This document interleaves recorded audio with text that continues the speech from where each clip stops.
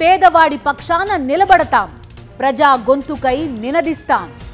Voice of voiceless, తెలుగువారి మనస్సాక్షి సాక్షి TV. సాక్షి TV ప్రసారాల కోసం మీ స్థానిక కేబుల్ ఆపరేటర్ని వెంటనే సంప్రదించండి. వర్షాకాల నేపథ్యంలో డెంగ్యూ, వైరల్ ఫీవర్స్ పట్ల అప్రమత్తంగా ఉండాలని చెప్తున్నారు డాక్టర్స్. హైదరాబాద్లోని ఫీవర్ ఆసుపత్రికి ప్రతిరోజు 400 నుంచి 700 మంది వరకు అవుట్ పేషెంట్స్ వస్తున్నారు. పరిసరాలను పరిశుభ్రంగా ఉంచుకొని దోమకాటుకు గురికాకుండా చూసుకోవాలని వైద్యులు సూచిస్తున్నారు. ఆసుపత్రికి వచ్చే రోగులకు అన్ని రకాల వైద్యం అందించేందుకు సిద్ధంగా ఉన్నామని ఫీవర్ ఆసుపత్రి వైద్యులు వెల్లడించారు.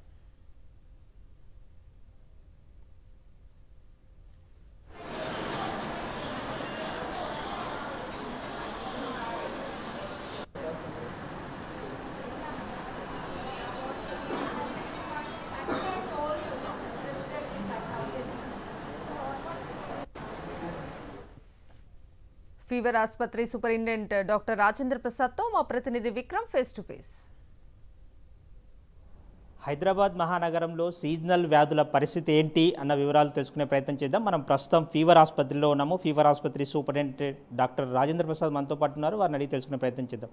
సో కొంచెం స్లైట్ ఇంక్రీజ్ ఉంది ఓపీ కానీ ఐపీ కానీ.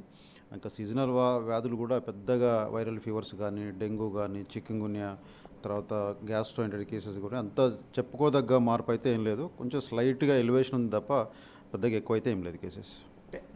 గత నెలలో చూసుకుంటే 13 డెంగ్యూ కేసులు నమోదైన పరిస్థితి ఉంది. ప్రస్తుతం ఏ విధంగా ఉంది? జూలై మాసంలో వచ్చాము, వర్షాలు కురుస్తున్న పరిస్థితి ఎట్లా ఉంది పరిస్థితి? మీరు చెప్పినట్టుగా లాస్ట్ మంత్ మొత్తం ఫీవర్ హాస్పిటల్లో 13 డెంగ్యూ పాజిటివ్ కేసెస్ అడ్మిట్ అయ్యారు. బట్ ఈ నెలలో ఇప్పటివరకు అంటే నిన్నటి వరకు కూడా ఒక్క కేసు కూడా డెంగ్యూ కేసు రిజిస్టర్ కాలేదు, ఎవరు అడ్మిట్ కాలేదు. కొంచెం వైరల్ ఫీవర్ స్పైక్ మాత్రం ఉంది. కొంచెం వైరల్ ఫీవర్ మాత్రం ఎక్కువ అడ్మిట్ అవుతున్నారు. వాళ్ళకు కూడా పెద్ద లక్షణాలు ఏం లేవు, చిన్న చిన్న లక్షణాలు. 1-2 రోజుల్లో మేము వాళ్ళు స్టెబిలైజ్ చేసేసి డిశ్చార్జ్ చేస్తున్నాం. అంటే సీజనల్ వ్యాధులు, వర్షాలు కురిస్తే వ్యాధులు ప్రబలే ప్రమాదం అయితే ఉంది. అయితే ఏ విధంగా అప్రమత్తంగా ఉన్నారు? తప్పకుండా ఇప్పుడు ఈ సీజన్లో ఎవరైనా ఎంత జాగ్రత్తగా ఉన్నా కూడా వచ్చే అవకాశాలు ఉంటుంది. సో మనం కొంచెం చిన్న చిన్న జాగ్రత్తలు తీసుకోవడం వల్ల చాలా వరకు రాకుండా ఉండొచ్చు. ఫర్ ఎగ్జాంపుల్ డెంగ్యూ అంటే డెంగ్యూ కానీ చికెన్గున్యా కానీ ఇవి దోమకాటు వల్ల వస్తుంది. డెంగ్యూ డే బైటర్ అంటే మనం డే టైం ఉండే దోమల వల్ల వస్తుంది. సో దోమకాటు రాకుండా జాగ్రత్త ఉంచుకొని మన చుట్టూ ఉన్న పరిసరాలను కానీ పరిశుభ్రంగా ఉంచుకొని దోమలు నిల్వ ఉండకుండా చేసుకుంటే కనుక దోమకాటు నుంచి మనం సేవ్ చేసుకోవచ్చు. పర్టికులర్లీ పిల్లలు స్కూల్లో కానీ లేకుంటే ఎంప్లాయీస్ అయితే ఆఫీస్లో కానీ కొంచెం నీట్నెస్ మెయింటైన్ చేసి ఆఫీసులలో ఆ ఏరియాస్లో దోమలు లేకుండా మనం ఉంచగలిగితే కనుక డెంగ్యూ, తర్వాత చికెన్గున్యా ఇటువంటి రాకుండా కాపాడుకోవచ్చు. మలేరియా కూడా రాకుండా కాపాడుకోవచ్చు.